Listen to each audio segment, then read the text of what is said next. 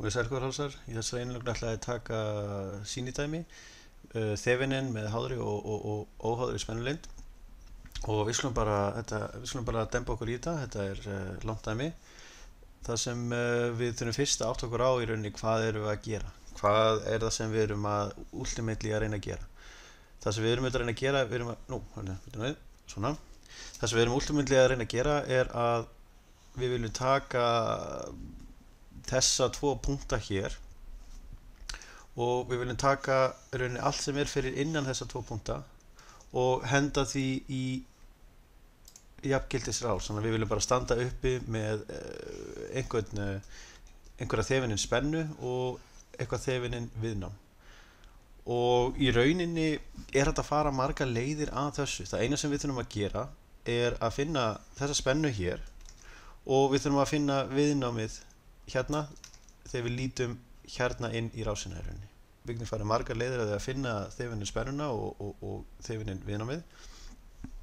En það sem ég ætla að gera í þessu dæmi er að ég ætla bara einfaldlega að ráðast á dæmið og finna spennuna hérna yfir til að byrja með Moskva-straumum.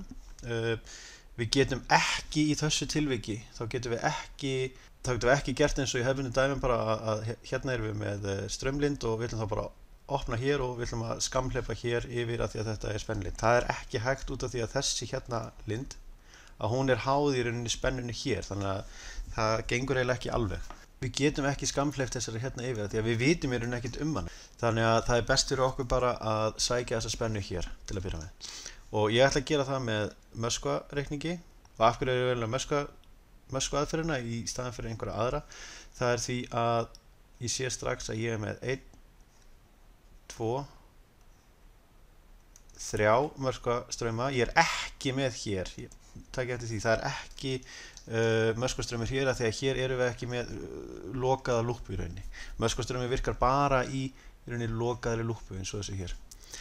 Þannig að Moskva-aðferðin er mjög hentug hér út af hverju að því að ef að þetta hérna er Moskva 1 og Moskva 1 er I1, ég veit strax I1, það er bara 5 ampere, það fer ekkert að milli mála.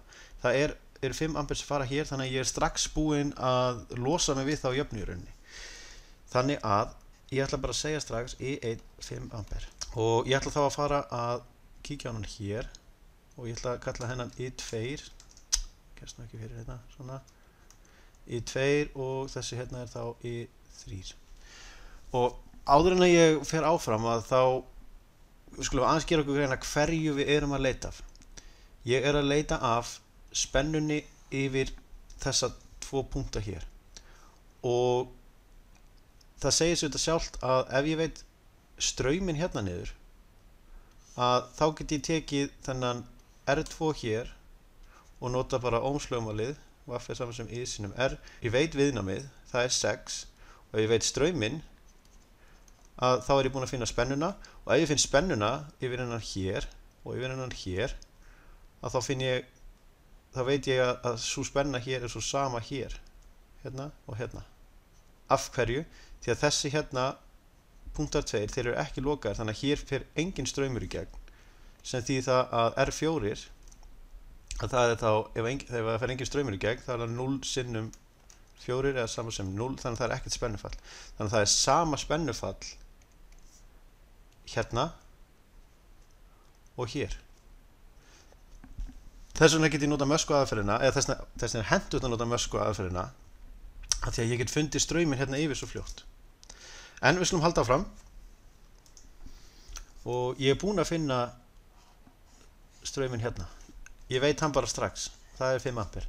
Þannig að ég ætla bara að taka hann hérna, Moskva næst og þetta er þá Moskva 2 og ég ætla að byrja hér og ég ætla að fara þennan hérna hring. Þannig að ég segi 4 ohm sinnum I2 mínus I1, ég veit hann strax, þannig að ég ætla bara að skrifa hann, það er 5 pluss, fer ég hingað, sem eru þá 2 og ég er auðvitað með mína straumstefnu hér sem er I2 og ég ætla að draga frá hana þennan gaur hérna sem kemur á móti hérna sem er I3, mínus I3 þá og pluss 6 sinnum I2 2. Hér mínusar engin frá því að það er engin annar straumur í gangi hér. Það er engin straumur hér nema I2 sem er að fara hérna niður. Þannig að þá er ég búinn með möskva 2 og ég ætla aðeins að snirta þetta til. Ég ætla að taka saman sameiginlega strauma. Ok. Hérna er ég komið fyrstu jöfnuna mína. Og M möskvi 3 sem er þessi hérna möskvi. Ég ætla að taka hann núna og ég ætla bara að byrja hér, ég ætla að fara hingað áfram. Þannig að ég fæ strax hérna mínus 2 sinnum hvað? Hvað er þessi hérna? Þessi spennulend er 2 sinnum vaff(x) sem er þessi pakki hér. Þannig að ég ætla bara að skrifa vaff(x). Þannig ég fæ 2 sinnum vaff(x) og svo held ég áfram. Ég fer svo hérna niður og hingað og lendi hérna í R3 og fæ þá plus 2 og ég fylgi þetta minni straumstefnu í 3 og dreg frá henni straumstefnu sem kemur á móti sem er þá í 2 og allt þetta er saman sem 0 og núna erum við komið með 1, 2, 3 við erum komið með, ég skal merkja undir, við erum komið með 1, 2, 3 við erum komið með 3 óþekkta og 2 jöfnur. Það gengur ekki alveg upp, við þurfum að minnka við. Ef við ætlum að leysa 2 jöfnur, þá verðum við að vera með 2 óþekktar stærðir. Þannig að við skulum fara hérna niður og ég ætla að skoða aðeins vaff(x). Get ég ekki endurskrifað þetta vaff(x) einhvern veginn öðruvísi. Hvað er vaff(x)? Vaff(x) er þessi hérna pakki og í fyrri jöfnunni að í möskva 2 þegar ég fór hérna upp að þá fekk ég þetta hérna út í rauninu sem vaff(x). Þannig að get ég ekki bara stungið því inn í vaff(x) mitt hér. Þannig að ég veit að þeir parametrar sem búa til vaff(x) að þeir eru þessi hér. En hér er auðvelt að detta í gildru. Þegar ég bjó til möskva 2, þennan hér, að þá bjó ég mig til straumstefnu. Ég fór þessa hérna leið og fór lendi hér upp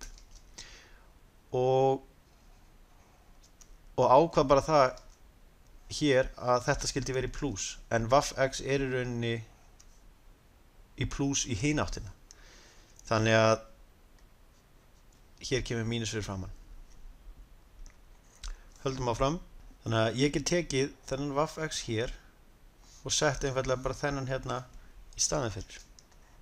Ég fæ mínus 2 sinnum og ég ætla að henda bara öllu hérna í sviga mínus 4 I2 mínus 5 svona plus 2 I3 mínus I2 allt þetta saman sem 0. Ég ætla að stytta þetta ennþá meira og ég get haldið áfram svona. Þannig að ég ætla að sömra þetta aðeins upp og við fáum það að í þessum hérna hring hérna sluppum við alveg til að búa til einhverjar flóknar möskvajöfnur því að við gátum sagt bara að I1 er sama sem 5 ampere. Og svo bjóðum við til annan möskva sem við skulum bara kalla möskva 2 og í möskva 3 svona. Og þetta getum við auðvitað leyst. Hérna erum við með 2 jöfnur með 2 óþekktum stærðum.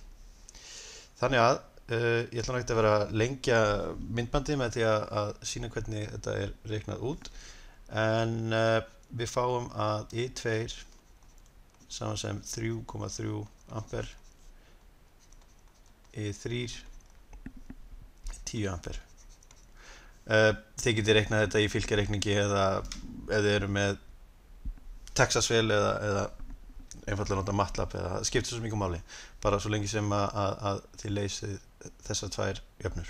Ok, við erum búin að gera fullt af útreikningum og við skulum aðeins fara upp og sjá hvað í rauninni við vorum að finna. Förum aftur í þetta dæmi, förum aftur í þessa mynd hér.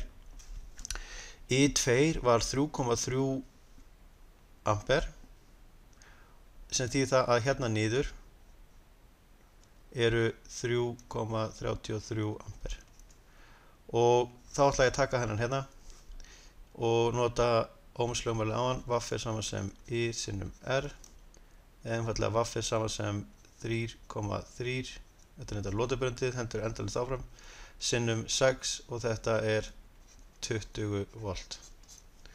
Og hvað þessi 20 volt? Hvað þessi 20 volt að sýna mér? Jú, það það að hér eru 20 volt og munið að hér fer engin straumur, þannig að spennufallið yfir þennan vaff R4 sama sem 0, munið það.